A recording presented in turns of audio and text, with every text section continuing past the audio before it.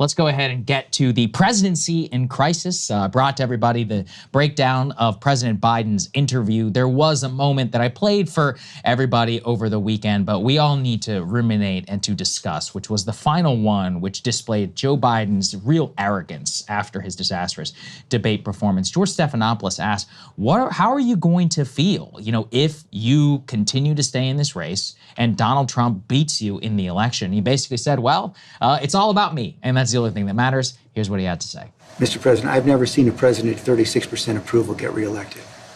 Well, I don't believe that's my approval rate. That's not what our polls show. And if you stay in and Trump is elected and everything you're warning about comes to pass, how will you feel in January? I feel as long as I gave it my all and I did the goodest job as I know I can do. That's what this is about. And we're worried that if you stay in the race, we're going to lose the House and the Senate. How will you respond? I go into detail with them. I've spoken to all of them in detail, including Jim Clyburn. Every one of them. They all said I should stay in the race. Stay in the race. None of the people said I should leave. But if they do? Well, it's like, they're not going to do that. You sure? Well, yeah, I'm sure. Look, I mean, if the Lord Almighty came down and said, Joe, get out of the race, I'd get out of the race. The Lord Almighty's not coming down. I mean, these hypotheticals, George, But it's not that hypothetical anymore. Okay, so the Lord Almighty is basically the only person who can convince Biden whenever he does eventually meet him. And as long as he says, at the end, gave all the goodest job I know I could do, then I'll be totally content. So it's not about the voters. It's not about the policy. It's not about any of that. It is about Joe Biden, and it is about his family. And his goodest job. And his goodest job. Let's actually pause on this goodest question, because Maureen Dowd reported that after she posted a column that included reference to goodest, TJ Ducklow, a Biden campaign spokesman, she wrote, emailed me to, quote, flag that ABC News had updated his transcript to read, quote, I'll feel as long as I gave it my all and I did the good as job as I know I can do. This is not really better. That's what this is about. Ducklow asked if I could, quote, tweak the column and change the word goodest to make my piece, quote, consistent with the corrected transcript, even though the revised version was also gobbledygook. Yeah, that's what we're doing with you. Okay, so I had seen this cope on Democrat. Oh, you didn't say goodest. I listened to this clip like 4 times. It's goodest. He said goodest. Yeah. And that is not any better, by the way. But he said good as job as. Yeah. What? But also, more to the point here, this particular comment, right in the moment when, Saagar was doing his response and all the immediate reaction, it didn't get as much attention. But I think as things have worn on, this has actually, and Ryan, you can tell me what your sources are telling you, this has become an even bigger issue for him. Because it's one thing if you realize you've got a problem, you realize it's, as they're all saying, existential and democracy's on the ballot, et cetera, et cetera. It's another thing if you are, as Biden appears to be, utterly delusional, don't believe any poll that says anything even potentially negative, lying about your approval rating, et cetera, and feel like, well, as long as I, did my goodest and Trump wins, what are you going to do? That's what it's, and he goes on to say, that's what it's all about. Yes. It's all about me doing my best. Everyone gets a trophy. Yeah. This election is really about the friends that we make along the way. That's right. You're right that infuriated members of Congress in particular, I think more than almost anything. Because what are you talking about? Right. No, what matters is actually winning here, because the reason that you're seeing them start to come out is because of the ad, for instance, that they've already started running against Bob Casey. And this title of the ad is Bob Casey Knew. Yes, and I played it for everybody last week. Exactly, exactly. It just plays the Biden debate performance, and it plays Biden saying nice things about Casey, Casey saying nice things about Biden, and says he's a giant liar. Yeah, if you can't trust him on this, how can you trust him on anything else? Fair question. So they are asking themselves, well, how bad is this going to be for my reelection? And then Biden says, well, as long as you do your goodest job, that's all that really matters. And it does go back to this question of ego and arrogance and bitterness. And what I've heard from some people is the speculation that, well, he thinks that if he loses, then the American people deserve Trump. Yes. Because he put himself out there. He's a good, honest man. They rejected him.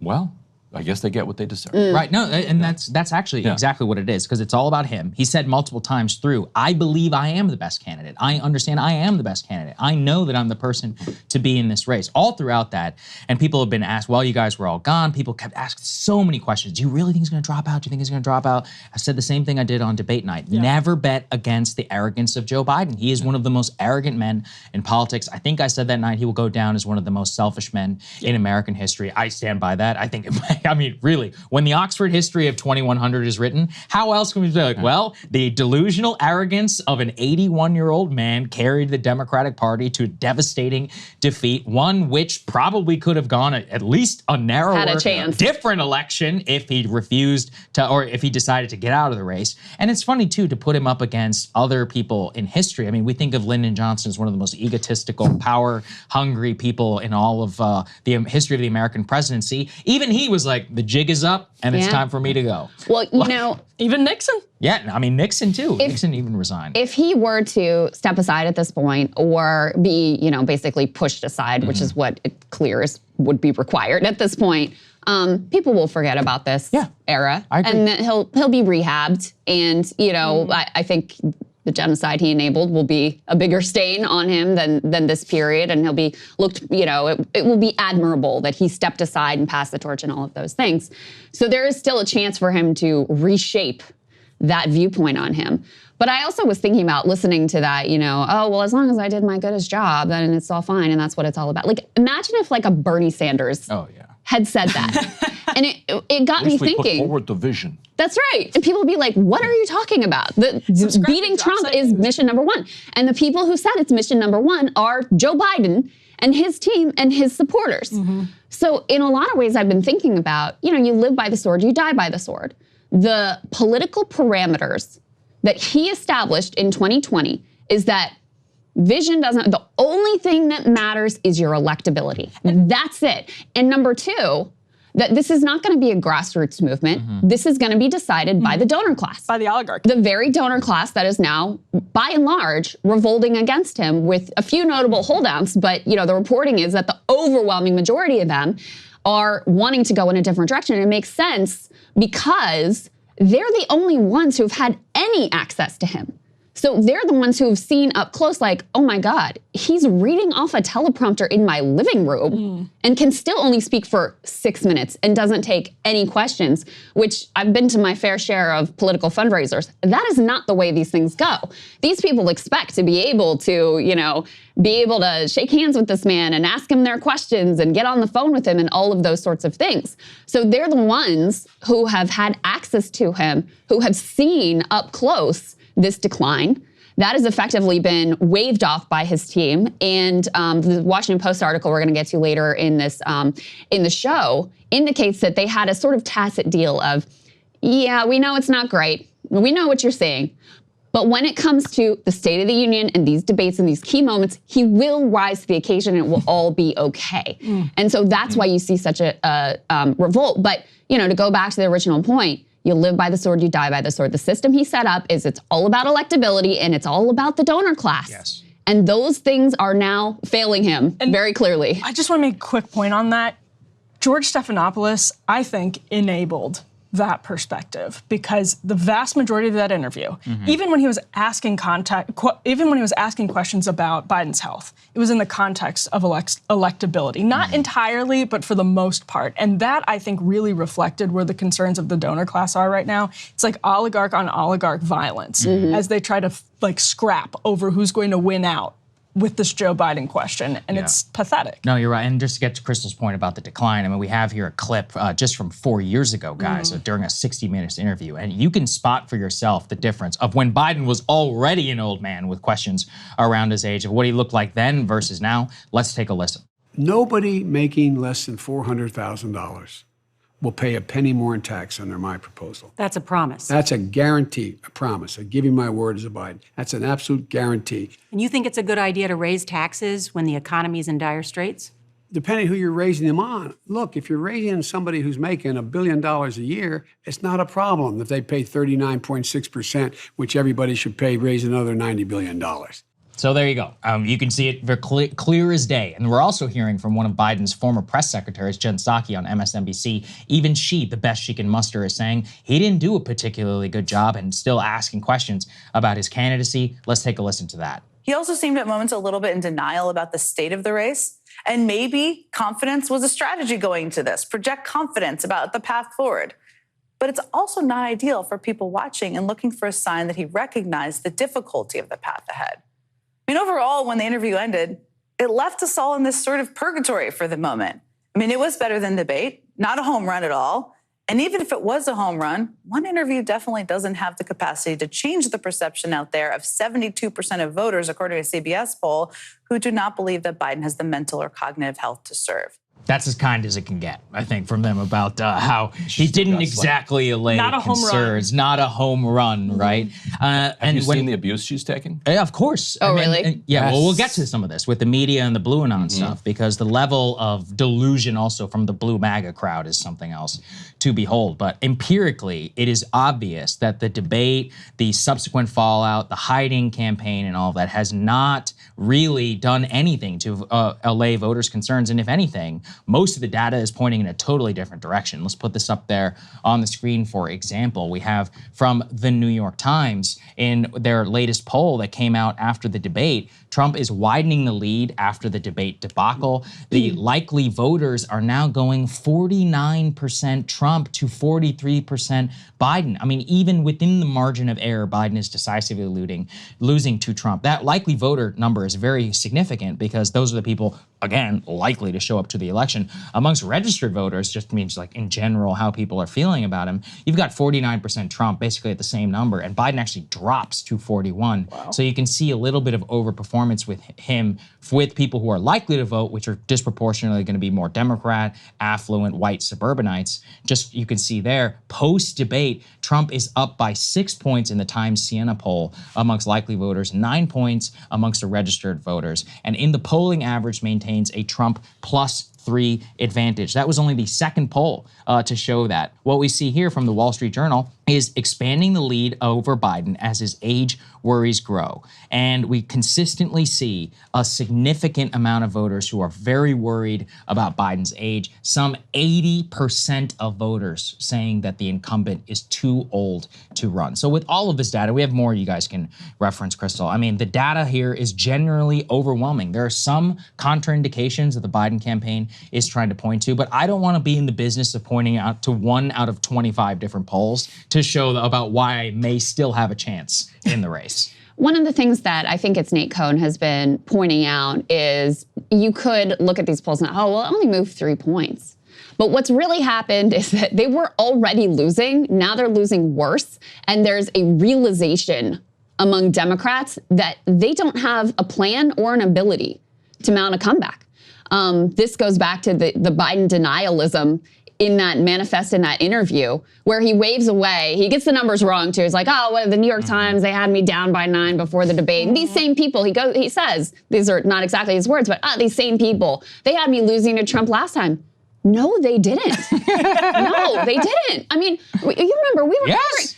Biden was ahead sometimes by double digits. 17 points in Wisconsin. In these polls, goes on to dramatically underperform the polls, narrowly eke out a victory. So what land were you living in there? Because the rest of us were looking at polls that showed he was gonna wallop Trump across the Midwest, across the country, et cetera.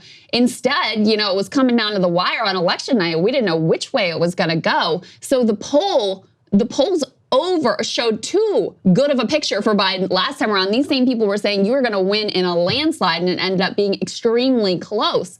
So Trump has never, in any of his campaigns, held this kind of a lead. This is creeping into McCain-Obama territory, actually. I have the historical margins posted. Like, I pulled them up right here. Like, this is not something we've seen in a long time. Well, and Emily and Ryan, you guys were both mentioning that there's reporting now. We were looking at the decline between this interview and the interview just in 2020, when, again, there were already questions from Julian Castro on the stage saying, hey, do you even remember what you just said to me? And there were big questions about his age and ability then, but how much more with it he was in his physical appearance. There's now reports that there was a Parkinsons specialist who came along with his personal physician to the White House, and this is according to the White House visitor logs, 10 times about in 10 the past times couple of since years? 2022, several times just in the last about 6 months. A Parkinson's specialist, Alex Berenson, I think first had this on his Substack, but it's been confirmed by other news outlets since. The New York Post had it first, but a Parkinson's specialist at Walter Reed has been visiting Biden's personal physician, Kevin O'Connor, at the White House. Looks like 9-10 times since 2022 alone. Yeah, and Ryan, speak a little bit to what that means, because I think it's one thing. It's still wildly inexcusable if they just have their heads buried in the sand. They think he's fine, more or less. They don't know that there's an actual diagnosis, versus if they do know there's a diagnosis and they're hiding it from the American people. That level of scandal is world historic. At minimum, it would suggest that they knew there was at least enough symptomatic expression that if you never diagnose it, there's nothing to report. Right? Yes. Parkinson's is apparently, it's not the kind of thing that, there's apparently one skin test or something that Johns Hopkins does, but it's not a very widely used at this point, and who knows how reliable it is. Parkinson's is the kind of thing where it's kind of a symptomatic diagnosis. You look at it and you say, okay, you've got these 6 things. Yeah. I declare that you have it. There's no, it's not a blood test where the 2 lines turn up and you're like, oh, Parkinson's. It's more like, it appears you have this, we're going to treat it the way we would treat it and see if you respond. Exactly. And all of the Parkinson's specialists who've spoken publicly have said, the symptoms that he's expressing are the kinds where you would go for that further kind of testing and treatment. So it appears like that is what happened, unless there's some extraordinary coincidence that has this Parkinson's specialist going to the White House, meeting multiple times. Maybe he's just very interested in donating to Parkinson's research. Okay, I mean, look, it's obvious. They just passed a Parkinson bill last week. The way that this always goes down is that they never officially diagnose it. They have the 2-step, removed, where the physician is with Biden, and then the physician consults with the specialist, and then because of the way that laws, HIPAA, and all that other stuff works, unless he allows a different report than whatever currently comes out, and shows the medical notes, which they never will allow to come out, then we're not actually going to know about what the physical symptoms are looking like. They have gone hard in denying it. You're right. Yes. To Krystal's point, the overlaying scandal would be the medical report that does go into detail about Parkinson's and expressly rules it out. Quote, no findings which would be consistent with Parkinson's. They've gone but just hard these, on the again, can be rigged in very different ways, and different notes if you have a concern. You think the doctor's not an idiot? He knows. He's like, well, if I don't write it down, it doesn't exist. So, maybe I'll have a conversation with my buddy, have him over here, because he at the same time is hopefully concerned about the state of the nation. But Krystal, you're right. I mean, that would be one of the biggest health scandals in the history of the American president. Probably the biggest since Woodrow Wilson and Edith, who I think Joe Biden is the modern Edith Wilson. What a villain. Yeah. What a Literally. villain. I mean, and that really, as a wife and a mother, and someone who also has elderly parents who are watching it, she doesn't care about this man. Yeah, obviously. Because why would imagine putting your loved one out there on the debate stage to be humiliated the way she and Hunter and whoever else are the close Biden aide, Donalyn, and these people are. They like running the country. Yep. Right now, they are running the country. Yep. And they like that. And they don't want that to change. Yep. So they will prop him up. They will deny. They will cover up. They will keep him shielded as they have been. And we'll get to the press's complicity here in a moment, because all the red flags were there that he's not doing interviews. He's not doing press conferences. He goes to meet with the G7 leaders and they're like, oh my God, this is a disaster. The donors are telling you he can't speak on his own without a teleprompter even for 6 minutes. And yet there's still, the cheap fake videos, and they're being altered, and this is a right-wing narrative, et cetera, et cetera. Extraordinary, absolutely extraordinary, the way that we were gaslit by the press and the tight grip that his aides want to hold on to power, because again, nobody voted for them to be in office, and yet outside of foreign policy, where I think Biden does unfortunately stubbornly hold on to the reins with utterly disastrous results, on domestic policy, they are running the country, and they do not want to let that power go. To that point, hey, if you like that video, hit the like button or leave a comment below. It really helps get the show to more people. And if you'd like to get the full show ad-free and in your inbox every morning, you can sign up at breakingpoints.com. That's right. Get the full show, help support the future of independent media at breakingpoints.com.